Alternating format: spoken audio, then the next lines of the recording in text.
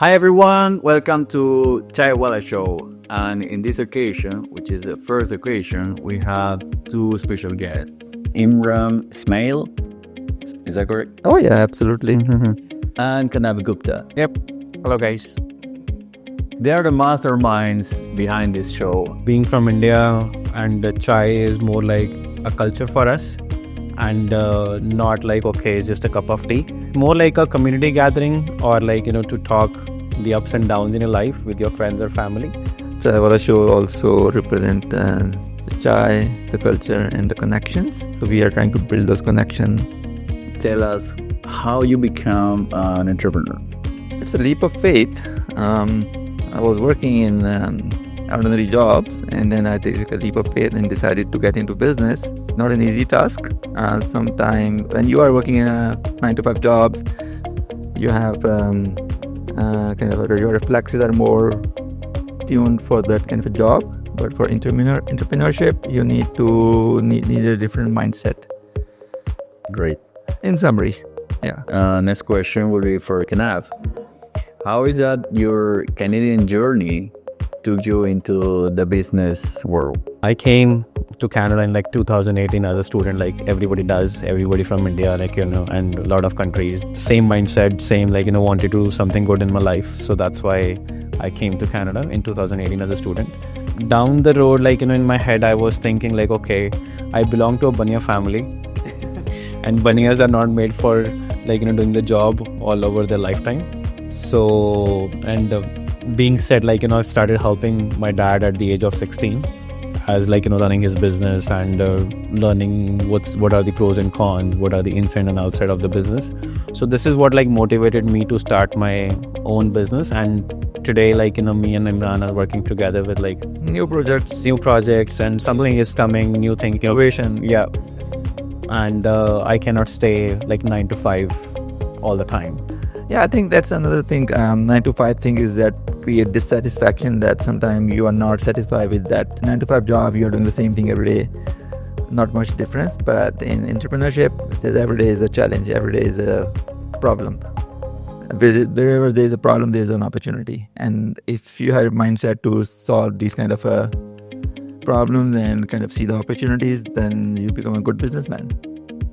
Maybe down the road 5 years, I will be doing a lot more for what I'm doing right now in terms of entrepreneurship or business. Yeah, and they also talk about the Bania. So Bania is basically a word used for in India for the people who are business oriented people. Especially Hindus are very business oriented. They are known because they're Bania, a businessman. What is the most challenging part of starting a business?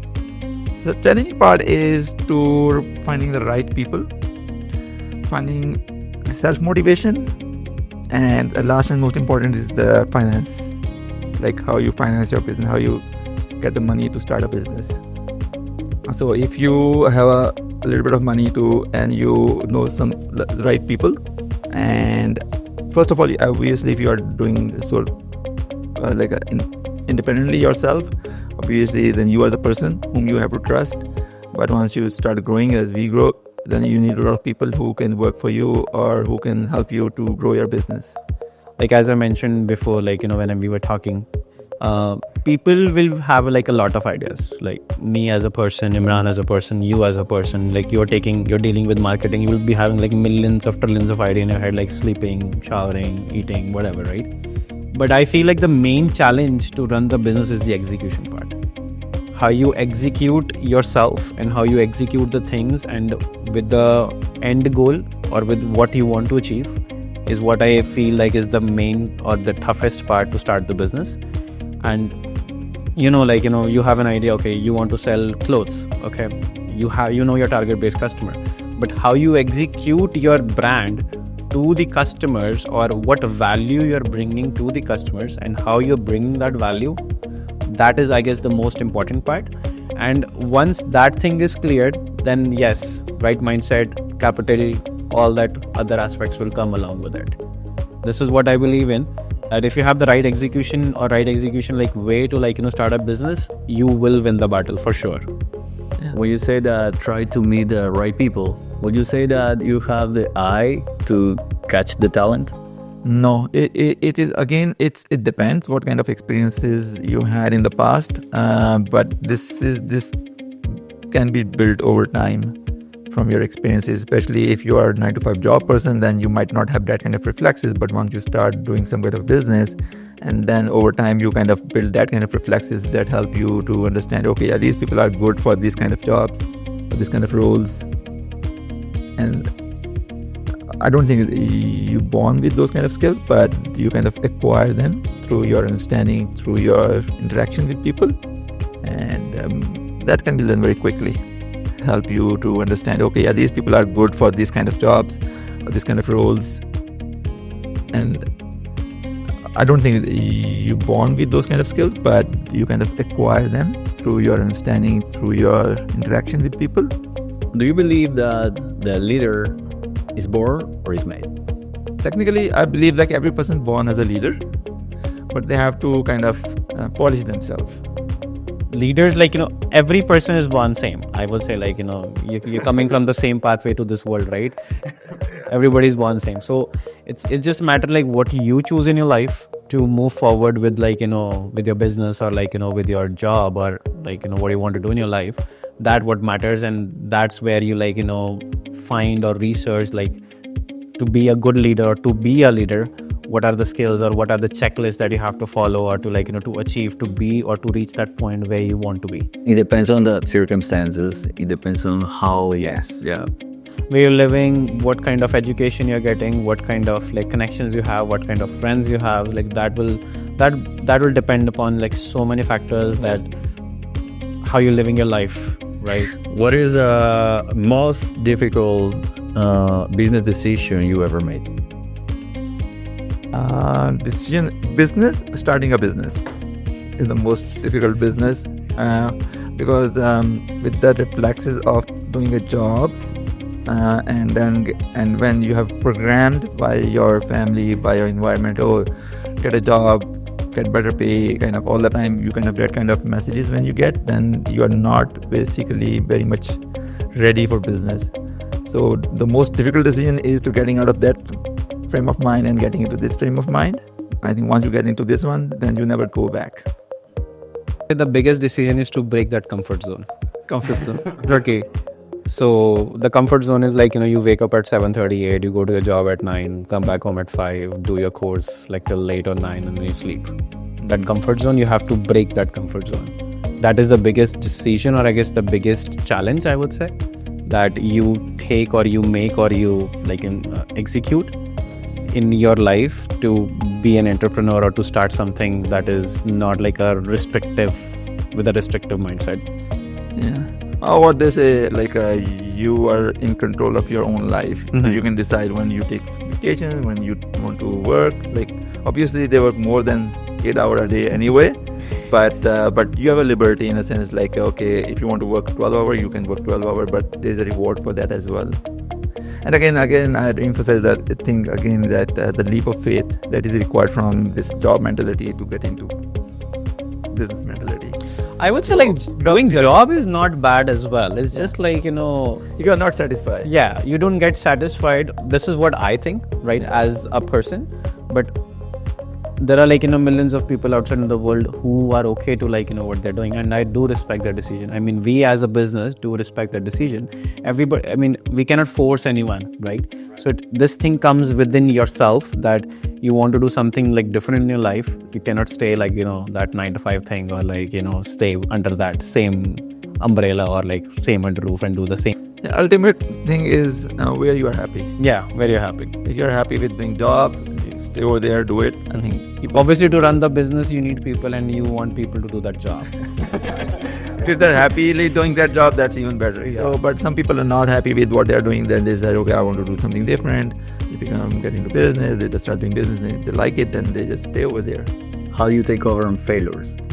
I don't treat it as a failure, but I find some sort of learnings out of it and try to polish them and believe on God and just move on with it. And I'm okay, life is so happening, and you will see all the ups and downs in your life, and you have to face them, doesn't matter what stage you are at, what stage you are in, and how many people are supporting you, but you have to just accept it and move on with it. Life is all about, like, sometimes it's good, sometimes it's bad, sometimes you're making a lot of money, sometimes you're not making any money. End of the, like, that's the business rule, right? Yeah, it's not the failure itself, it's how you react to it. Yes, how to react to it. Yes. How do you come up with creative solutions? Creative solutions. I think the best way to just isolate yourself from all the other distractions, and when you focus, creative solution will automatically comes up. But as long as your mind is kind of distracted with a lot of things, and you cannot focus and you cannot come up with creative ideas. So just focusing and concentrating and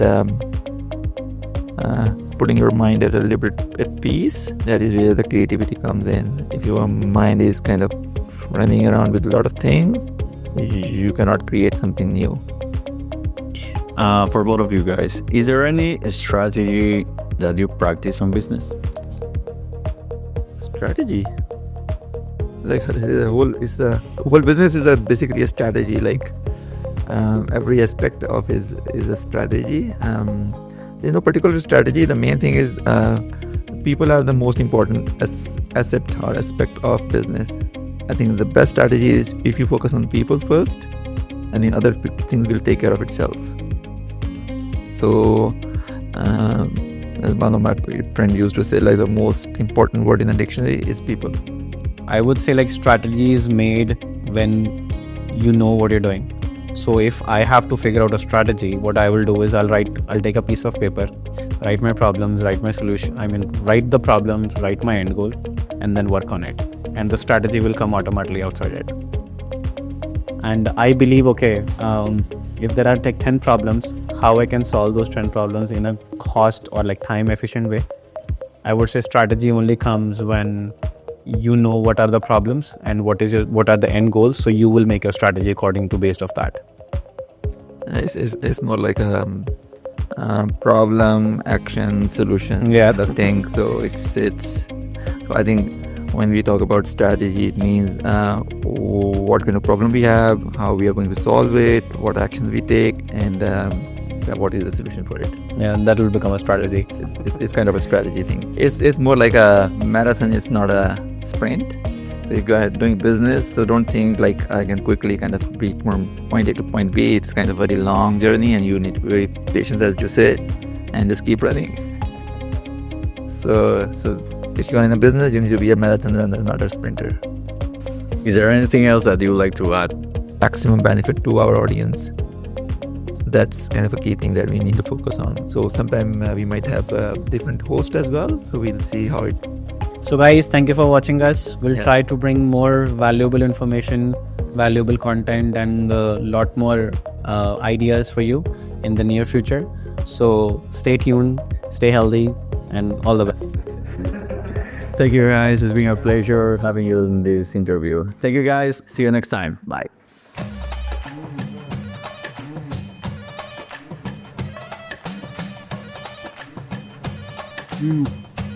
Really, Bob. Yeah.